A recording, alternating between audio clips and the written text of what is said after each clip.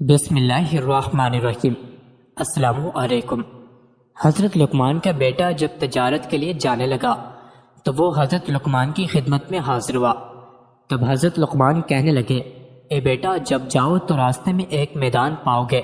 اس میدان میں ایک چشمہ ہے جس کا پانی نہایت ٹھنڈا اور شیریں ہے، اور اس کے کنارے ایک درخت ہے جس کی چھاؤں گھنی اور فرحت بخش ہے، لیکن خبردار اس درخت کے سائے تلے ہرگز نہ بیٹھو، اور اللہ تعالیٰ تم کو اس مہلکہ سے محفوظ رکھے۔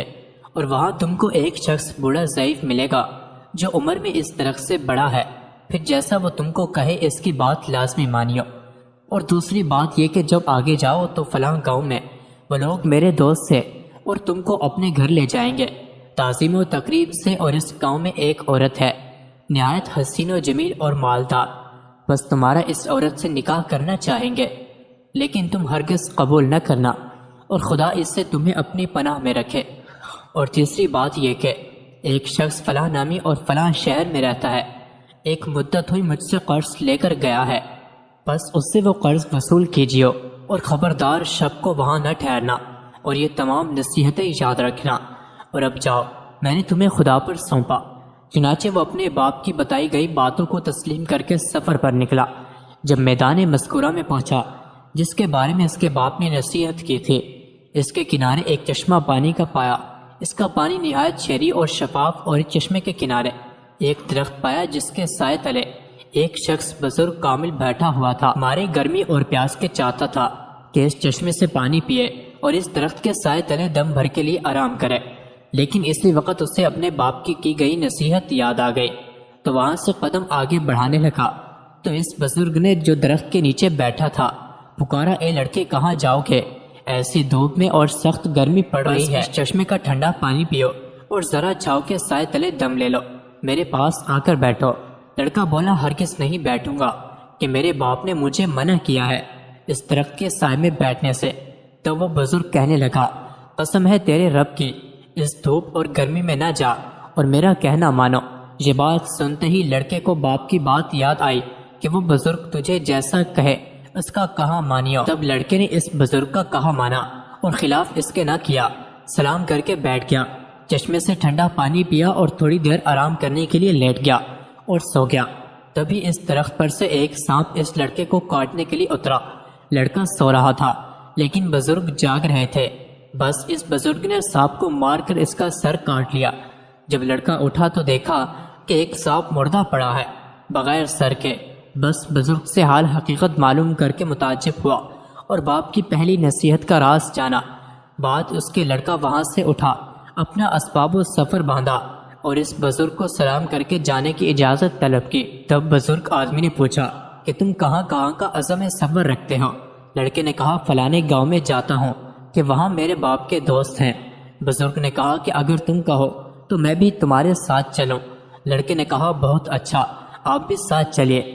تب دونوں اس گاؤں میں کہ جہاں کا ارادہ تھا پہنچے تو وہاں کے لوگوں نے ان سے پوچھا کہ تم کون ہو اور کہاں سے آئے ہو؟ تب لڑکے نے کہا کہ میں لقمان حکیم کا بیٹا ہوں اور یہاں تجارت کی غرض سے آیا ہوں۔ تب گاؤں کے لوگ انہیں نہایت تعظیم و تکریم سے اپنے گھر لے گئے اور انہیں کھانا کھلایا اور ہر روز مہمانداری کرنے لگے۔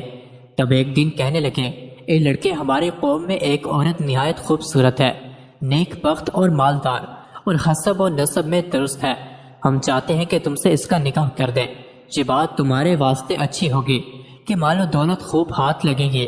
تب لڑکے نے کہا کہ میرے باپ نے اس سے منع کیا ہے کہ سفر میں کسی امر کی پابند نہ ہونا، ورنہ نقصان اور تکلیف اٹھاؤ گے۔ تب اس بزرگ نے جو ساتھ تھا کہنے لگا کہ جب یہاں کے سبھی رئیس آرزو مند ہیں اور اس کی گواہی دیتے ہیں، اور یہ بھی کہ وہ حسین و مالدار ہے، تو شادی کرنے میں کوئی مذائقہ نہیں اور کوئی اندیشہ نہ کر۔ لڑکے کی نصیحت یاد آئی کہ وہ بزرگ جو بھی کہے اس پر عمل کرنا۔ تب اس لڑکے نے بزرگ کے کہنے پر اس عورت سے نکاح کیا۔ تب ایک شخص اس قوم کے لڑکی کے پاس آیا اور کہنے لگا کہ میں حضرت لقمان کی بہت عزم و تکریم کرتا ہے، اس سبب سے تمہارا بھی خیر خواہ ہوں۔ تم نے ناحق اس عورت سے نکاح کیا، وہ بہت بری ہے اور قبل تم سے اپنے 9 شوہروں کو اپنی خلوت گاہ میں مار چکی ہے، بس اب تم کو بھی مار ڈالے گی۔ اگر تم بھلا چاہتے ہو تو کسی حلیے بہانے سے یہاں سے نکل جاؤ۔ تب لڑکا اس شخص کی باتیں سن کر ڈرا اور پچھتانے لگا چنانچہ جب لڑکے کے مصاحب نے اسے رنجیدہ دیکھا تو پوچھا کہ تم کس بات کا اندیشہ کرتے ہو؟ کیا سبب ہے جو میں تمہیں پریشان دیکھتا ہوں؟ تب لڑکے نے کہا کہ میں نے سنا ہے کہ میری بیوی جس سے میں نے نکاح جہاں کیا ہے مجھ سے پہلے 9 شوہروں کو پہلی خلوت شب زفاف میں مار ڈالا ہے۔ ڈرتا ہوں کہ شاید مجھے بھی نہ مار ڈالے، اور شاید اسی بات کے سبب سے میرے باپ نے مجھے اس نکاح سے منع کیا تھا۔ تو اس بزرگ نے کہا کہ کچھ اندیشہ نہ کرو، خاطر جمع رکھو، میں تمہیں ایک ایک حکمت بتلائے دیتا ہوں۔ کرنا وہ یہ کہ جب شب کو تمہاری بیوی تمہارے پاس خلوت میں آئے تو کسی بہانے سے اسے وہاں چھوڑ کر میرے پاس آئیو، تب ہم اس کی تدبیر اور علاج کریں گے۔ عرض جب اس کی بیوی شب اور اس کے پاس خلوت میں آئی تب اس نے بہانے سے کہا کہ تم یہاں بیٹھو، میں ذرا باہر سے ہو کر آتا ہوں۔ بیوی نے پوچھا کہاں جاتے ہو؟ لڑکے نے کہا قضائے حاجت کو جاتا ہوں۔ تم تو تب یہاں تک انتظار کرو، اور اس کے علاوہ بھی ایک کام ہے، وہ آ کے بتلاتا ہوں۔ تب لڑکا وہاں سے نکلا اور سیدھا اس بزرگ کے پاس پہنچ تو اس نے ایک آتش دان انگاروں سے بھرا ہوا لانے کو کہا تھا۔ جب لڑکا آتش دان لے آیا تو بزرگ نے اس میں سانپ کا سر جو درخت کے نیچے سے کاٹ کر لایا تھا اس کو اس آتش دان میں رکھ دیا، اور آتش دان کو لڑکے کے حوالے کیا اور کہا اسے لے جاؤ اور اپنی بیوی سے کہو کہ برہنہ ہو کر اس آتش دان پر خود کو سینکو، اور بعد میں اس کو دوبارہ میرے پاس لے آنا۔ تب لڑکا وہاں سے گیا اور جیسا اس بزرگ نے کہا تھا اپنی بیوی کو کہا، اور بعد اس کے سینکنے کے آتش دان واپس لے گیا۔ تب اس نے بزرگ کو دیکھا کہ 2 سانپ اس انگیٹھی میں جل رہے ہیں۔ تب بزرگ نے کہا کہ اب جاؤ اور بے خبر اپنی بیوی سے ملو کہ جس کا ڈر تھا 100 سانپ اس انگیٹھی میں جل رہے ہیں، پر اسی سبب سے پہلے شوہر اس کے مارے جاتے تھے۔ چنانچہ حضرت لقمان کا بیٹا تمام شب اپنی بیوی کے پاس رہا، اور فجر کو باہر آیا، اور اہل قریہ تمام ماجرا سن کر متعجب ہوئے اور پسر لقمان کے بچ جانے سے خوشی بھی ہوئی۔ اس کے بعد حضرت لقمان کے بیٹے نے ارادہ کیا کہ اپنے باپ کے قرض دار کے پاس جا کر قرض وصول کرے۔ تب اس نے بزرگ سے کہا کہ فلاں گاؤں میں ایک شخص کے پاس میرے باپ کا روپیہ ہے، سو میں چاہتا ہوں کہ جا کر اسے وصول کرو۔ تب اس بزرگ نے کہا کہ میں بھی تمہارے ساتھ چلوں گا۔ تب دونوں آدمی اس شخص کے پاس چلے گئے۔ وہاں کے لوگوں سے اس کے بارے میں پوچھا تو لوگوں نے کہا کہ وہ شخص تو بڑا فسادی اور دغا باز ہے، بس تم ناحق یا اپنی جان گنوانے کے واسطے آ گئے ہو، سو تمہارے حق میں بہتر ہے یہاں سے چلے جاؤ۔ اور وہ دغا باز آدمی کسی کا روپیہ لے کر واپس نہیں کرتا۔ لیکن ان دونوں نے لوگوں کی بات نہ مانی اور وہاں سے اس شخص کے پاس پہنچے، اور بعد السلام کے لڑکے نے کہا کہ میں حکیم لقمان کا بیٹا ہوں اور اپنے والد کا قرض وصول کرنے کو آیا ہوں۔ تب اس نے کہا کہ بہت اچھا، ہمارے بزرگ زیادہ ہیں تو آج کی رات مہمان نوازی کا شرف بخشیے، صبح کو حساب کتاب کر کے جو روپیہ بنتا ہو سو واپس کر دوں گا۔ لڑکے نے میرے باپ کا حکم نہیں کہ شب کو یہاں ٹھہرو۔ تب اس بزرگ نے کہا کہ جو اس کے ہمراہ تھے کہ اے لڑکے کچھ پرواہ نہیں، چلو آج کی شب یہاں رک جاتے ہیں، پھر جو خدا نے ہماری قسمت میں لکھا ہو سو ہو کر رہے گا۔ چنانچہ اس بزرگ کے کہنے پر کہ اس کی کرامت سے بھی پسر لقمان آگاہ تھے اور باپ کا حکم اور نصیحت بھی تھی کہ اپنے ساتھ والے بزرگ کی بات مانیو، تبھی سبب سے دونوں شب کو اس دغا باز شخص کے مکان پر رہ گئے۔ جبکہ کھانے وغیرہ سے فارغ ہو چکے تو ان دونوں کو لب دریائے بنائی گئی ایک مکان پر لیا۔ وہ مکان اس طرح سے بنایا تھا کہ جو بھی کو اس میں سو جاتا دریا کی لہریں آ کر اسے ڈبو دیتی۔ ان دونوں کو اس مکان میں ٹھہرنے کو کہا۔ چنانچہ پسر لقمان بزرگ جاگتے رہے۔ جب آدھی رات کا وقت ہوا تو موجیں چڑھنے لگی، پانی مکان پر چڑھ گیا۔ تب بزرگ نے لڑکے کو نیند سے بیدار کیا اور وہاں سے اٹھ کر اوپر بالا خانے پر کہ جہاں اس دغا باز آدمی کے بیٹے سو رہے تھے وہاں تشریف لے گئے۔ وہاں سے اس کے بیٹوں کو تخت سمیت اٹھایا اور نیچے اپنی والی جگہ پر سلا دیا اور خود اوپر ان کی جگہ پر سو گئے۔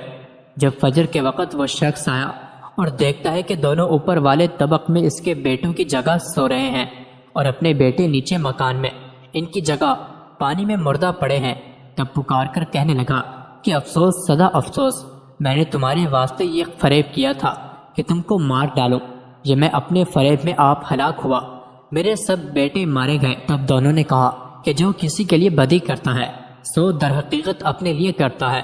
اس کے بعد حضرت لقمان کے بیٹے نے اس دغا باز شخص سے اپنے باپ کا روپیہ وصول کیا اور اپنی بیوی کو کہ جس سے وہاں نکاح کیا تھا کو لے کر مائیں اس بزرگ اور اسباب کے اپنے وطن واپسی کا سفر کیا۔ جب پسر لقمان اپنے مکان کے قریب پہنچا تو اس بزرگ نے پوچھا کہ بزرگ زادے، تو اتنا عرصہ میرے ساتھ رہا، سو تم نے مجھے کیسا پایا؟ تب لڑکے نے کہا کہ بے شک میں نے آپ کو نیک مرد پایا ہے اور آپ کی برکت سے بہت سی مصیبتوں سے نجات پائی اور نیک بخت بیوی پائی اور اس قدر مال و اسباب پایا۔ تب اس بزرگ نے کہا کہ مال میں سے مجھے بھی آدھا حصہ دو۔ تب لڑکے نے کہا کہ آپ اپنی مرضی سے لے لو جتنا حصہ چاہیے۔ بزرگ نے ایک طرف بیوی کے ساتھ تھوڑا سا مال رکھا اور دوسری طرف زیادہ حصہ مال و اسباب کا رکھا اور لڑکے سے کہا کہ ان میں سے جو تم چاہو رکھ لو اور دوسرا حصہ میرے واسطے چھوڑ دو۔ تب لڑکے نے اپنی بیوی اور اس کے ساتھ والا تھوڑا سا حصہ مال و اسباب کا چنا اور کہا کہ میرے لیے یہ کافی ہے۔ چنانچہ دونوں فریق اپنا اپنا حصہ لے کر چلے۔ تھوڑی دور گئے کہ بزرگ نے لڑکے کو آواز دے کر روکا اور اس سے پوچھا کہ اے پسر لقمان، تو کس سبب سے مجھے زیادہ حصہ مال و اسباب کا دیا جاتا ہے؟ کہیں اس کا سبب یہ تو نہیں کہ تو نے جو کرامتیں مجھ سے دیکھی ہیں ان کی وجہ سے مجھ سے خوف زدہ ہو کر زیادہ مال دیے جاتے ہو؟ لڑکے نے کہا کہ ایسا بالکل نہیں، بلکہ یہ تو اس سبب سے ہے کہ میں نے آپ کی برکت سے جو نفع اٹھایا اور مصیبتوں اور مشکلوں سے رہائی پائی، سو اس سب کے سب خوش ہو کر آپ کو یہ سب اپنی خوشی اور مرضی سے دیے جاتا ہوں۔ بزرگ نے کہا کہ اے لڑکے، تمہاری نیک نئی کے اور اعلیٰ ظرفی اور اعلیٰ اخلاق سے میں بہت خوش ہوں اور یہ سب مال و اسباب بھی تم ہی لیتے جاؤ، بھلا ہمارا اس دنیاوی مال و اسباب سے کیا کام؟ لڑکے نے عرض کیا کہ آپ کون ہو اور کس سبب میرے ساتھ رہے؟ بزرگ نے عرض کیا کہ میں اللہ کا بھیجا ہوا ایک فرشتہ ہوں اور تمہارے باپ کی دعا کے سبب اللہ نے مجھے تمہاری حفاظت و نگہبانی کے واسطے مقرر کیا تھا۔ تم کو تمہارے باپ کا روپیہ دلایا اور رائے بتلائی۔ ہمارا ذمہ تو لوگوں کے ساتھ بھلائی اور مہربانی کرنا ہی ہے۔ اللہ کے حکم سے بس اب تم سے رخصت ہوتا ہوں اور تم بھیج اپنے گھر کو جاؤ۔ تب لڑکا سب مال و اسباب اور بیوی کو لے کر گھر آیا اور تمام احوال راستے کا اپنے باپ سے بیان کیا کہ حضرت لقمان نے بھی اللہ کا شکر ادا کیا۔